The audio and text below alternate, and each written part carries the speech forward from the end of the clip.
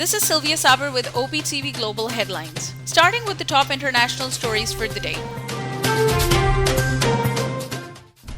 Many people are feared dead after a wing of a 12-story beachfront condo building collapsed in a town outside U.S. city of Miami, killing at least one person while trapping dozens of residents in rubble and twisted metal.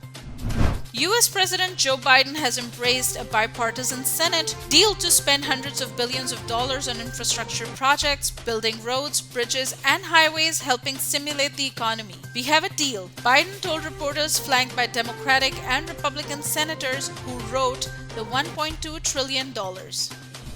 Washington will keep around 650 soldiers in Afghanistan to provide security for diplomats after the main American military force completes withdrawal, which is said to be largely done in the next 2 weeks according to the U.S. officials.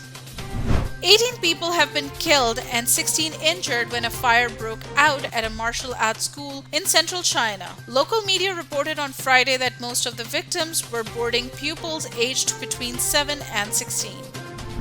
A U.S. federal district court judge has overturned USCIS regulations. On June 22, 2021, the judge ruled that USCIS had not properly enforced the November 21, 2019 rules that raised the minimum investment amount from $500,000 to $900,000 and $1 million to $1,800,000. The lower threshold amount, $500,000 or $900,000, is for investments in new commercial enterprises located in certain areas of high unemployment called targeted employment areas. The judge invalidated the USCIS regulation. According to the EB-5 petition, the minimum investment in USCIS can now start from $500,000 if the new commercial enterprise is located in a targeted employment area. But this will be for a very limited period, as the US government will soon challenge this decision in the higher court. So please contact us immediately if you have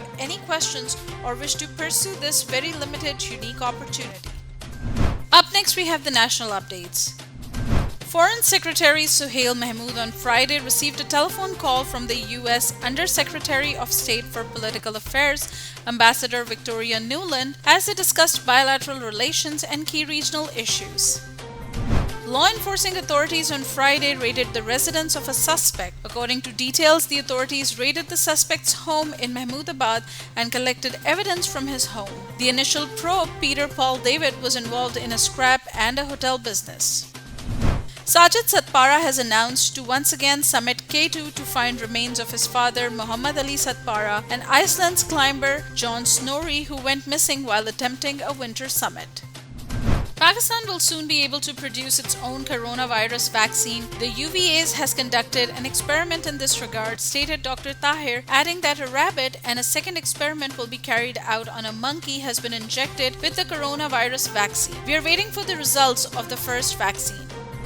Federal Minister for Planning Asad Umar Friday warned of a fourth COVID-19 wave in Pakistan in July, urging the nation to follow SOPs to stay safe during the pandemic. Up next, we have the health updates. Pakistan reported 1,052 cases of coronavirus on Friday, as per the statistics shared by the National Command and Operations Center. Pakistan also reported 44 deaths from the infection over the past 24 hours. A day earlier, the country had reported 38 deaths from the virus.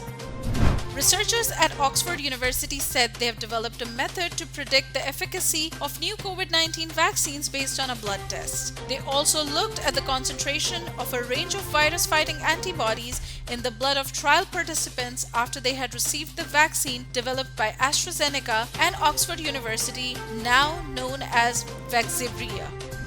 Sydney and the city's eastern suburbs, which include Bondi Beach, will go into a one-week lockdown from midnight. The Australian Medical Association, which represent doctors, said the move was not enough and called for a complete lockdown of the country's biggest city to prevent the virus spreading and causing possible deaths.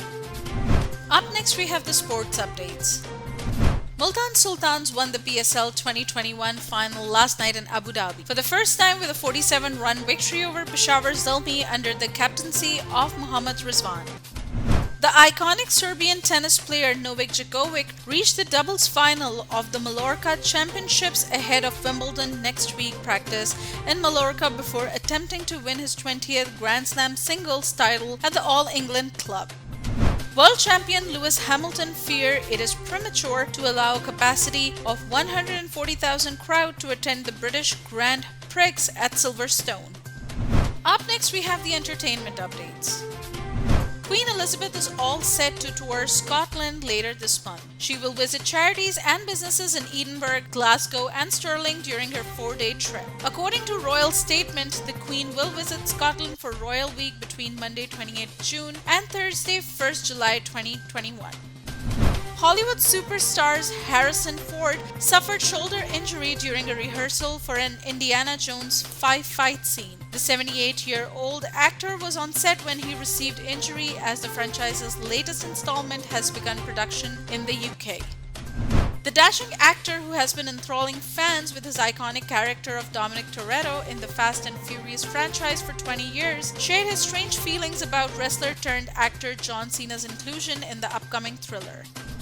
Up next, we have the business updates. Foreign investors had their day in Japan as they succeeded in ousting chairman of Toshiba, one of the oldest business conglomerates that makes multiple products ranging from power generators to computer hard drives.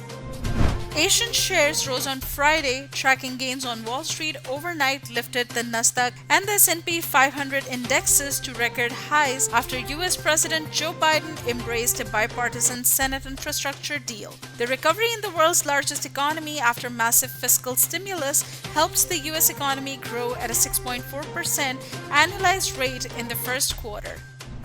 The government has formed a committee to identify the people responsible for the delay in dry docking at the Engro LNG floating terminal. Up next, we have the updates on science and technology.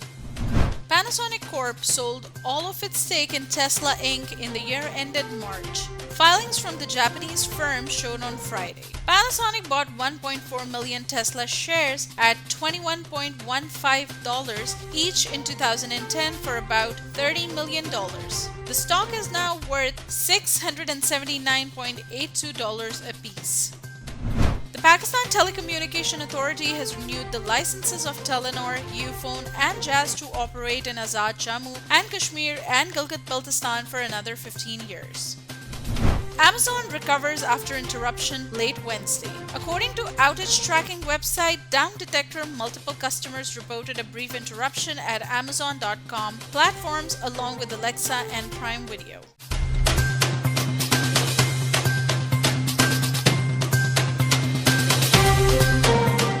That's all from this bulletin. For more updates, do stay with us and keep watching OpTv Global.